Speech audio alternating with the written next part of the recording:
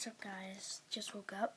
Today we're going to be reading iFunny, starting at chapter 7, and today we'll be actually reading 3 chapters instead of 2 usually, like we normally do. But let's get started.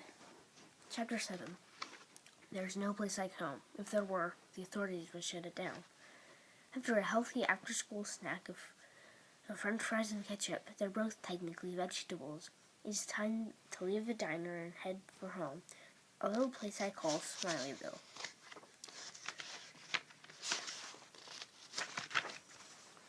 I moved to Long Beach when my mother and sister, we call her Aunt Smiley, adopted me. Yes, I wish my father's brother, Uncle Frankie, had adopted me, but the judge sent me to Smileyville instead. I'm not sure my mother's sister was all that excited about adding me to her family. Have you ever seen one of those adopted highway signs on the interstate? I think that would have been her first choice. The Smileys are clueless, absent-minded people you'll ever meet. They hardly notice I'm around, which basically works in my favor because I can sneak out pretty easily. But the most important thing about my adoptive family is that I call them the Smileys because they never ever smile. You could bring home ice cream and cupcakes, and these people would still pout. You could pop a crate full of adorable tail-wagging puppies, and they wouldn't even crack a grin. In fact, they already have a dog. I call him Old Smiler. Look up hang-dog expression in the dictionary, and you'll see his face.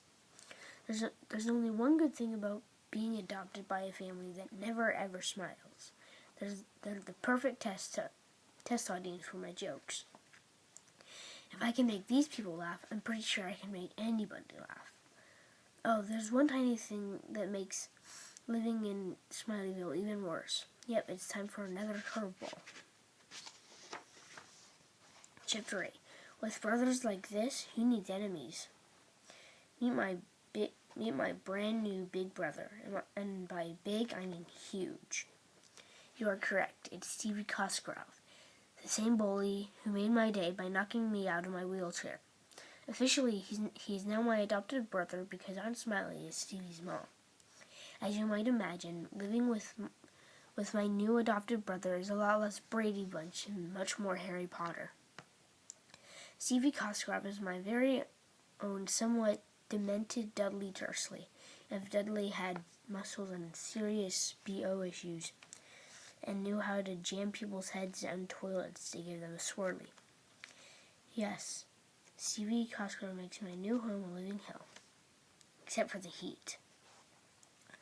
My new bedroom is so cold, last night I saw a spider in the corner standing on one leg. Sorry, those are David Letterman jokes. David Letterman is one of my idols.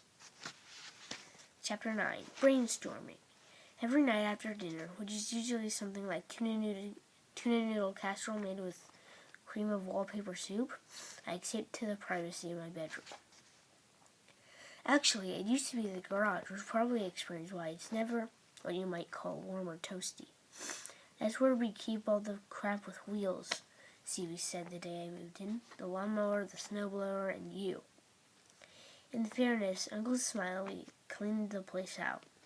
He even put rugs all over the oil and antifreeze splotches on the floor, the cold concrete floor. On the plus side, I'm the only kid I know with a genuine weed whacker hanging on his wall. My bedroom is also where I keep my massive collection of joke books and notebooks.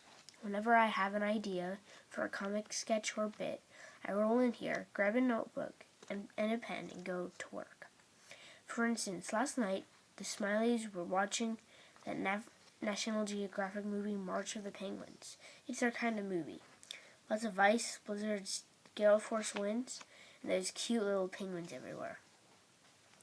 By the way, did you know that penguins mate for life? Then again, they look all the same, so how do they even know if their girlfriend is really their girlfriend? See, this is what I do. I brainstorm every single angle I can think of on a subject, jot it all down, no judgments allowed during brainstorming, and then try to work market into a bit. Maybe I could do a riff on this penguin stand-up comic I pretend to know. Poor guy, he can tell all he can tell are black and white jokes. What's black and white and black and white and black and white? A nun in a revolving door, or me in a revolving door, or my mother in a. I'm working away, thinking about what Uncle Frankie said. The seed he planted. When all of a sudden there's this terrible banging on my bedroom door. What you doing in there, Jamie? It's Stevie Koskarov, my adoptive brother. My escape into imaginary world is cut short by his very real pounding and howling. I don't feel so funny when Stevie's knocking on my bedroom door. To be honest, I feel trapped. Which I guess I kind of am. Okay, that's it. See you guys later.